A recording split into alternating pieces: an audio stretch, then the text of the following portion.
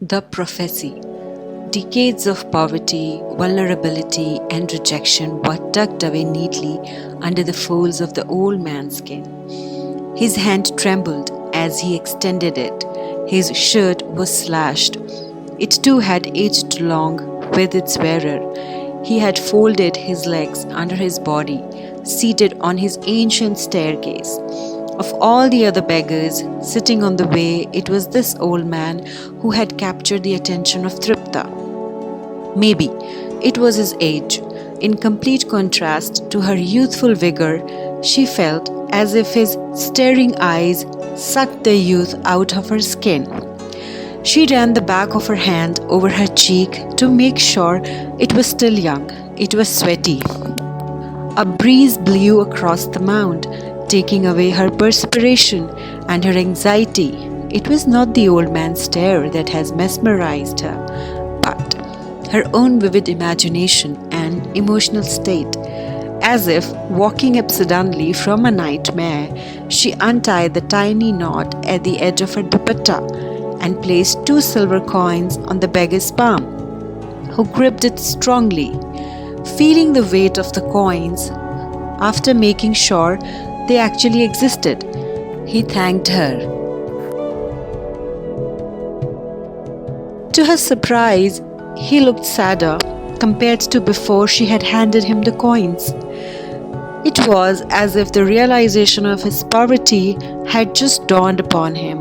A little offended by what she perceived to be the insolence of the beggar, she turned away from him and headed further up to the summit of the mound. She never learned anything more about the beggar, not even the fact that he had once been a rich merchant from Lahore who had been reduced to penury after his son had betrayed him in business.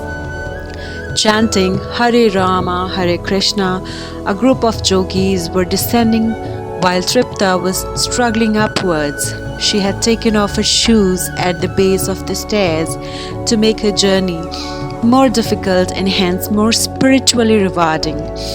Even though it was still the month of Chaith, which is March and April. The sun was particularly strong in the afternoons. Tiny blisters had developed under her feet after coming into contact with the burning surface of the black stone. Her pain increased with every single step. Hare Rama, Hare Krishna, she chanted and joined the chorus, trying to divert her thoughts away from the pain in her feet. The leader of the Jogis was a lean man with long grey locks running down to his waist. His beard, too, was thick and untamed. His torso was covered in a saffron cloth. In one hand, he carried a short wooden stick, which he used to support his hand during meditation, while in the other he carried a small golden flask. His followers' bodies were smeared with ash. They wore only saffron loincloths. The strong smell of burning cannabis reached Tripta before the Jogis did. From the rear of the group, an ash-smeared Jogi placed a mud pipe on the lips of the leader.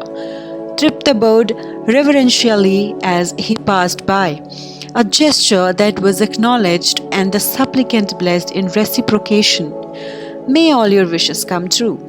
Your spirit tells me that you are a true devotee of Vishnu. Vishnu, who is the preserver of this world and beyond.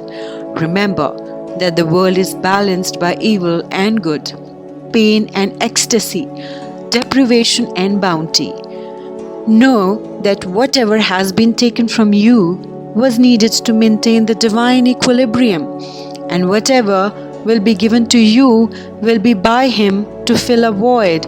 Bolo Hare Rama, Hare Krishna. Thoughts that Tripta had repressed for a long time began to resurface. Maybe she was not meant to be a mother. Her friends married around the same time as her, had been blessed with several children, but she was still childless. A fire burned within her that could only be quenched by the love of her own child. She longed to see tiny feet running around in the mud of the courtyard. She would often imagine what it would feel like to have a baby. In the winters, she would knit woolen sweaters and caps for the baby, walking towards the family well. She would imagine a little baby walking alongside, gripping the edge of her kameez. At night, she would sing lullabies, while during the day, in front of her family, she would pretend that nothing was wrong.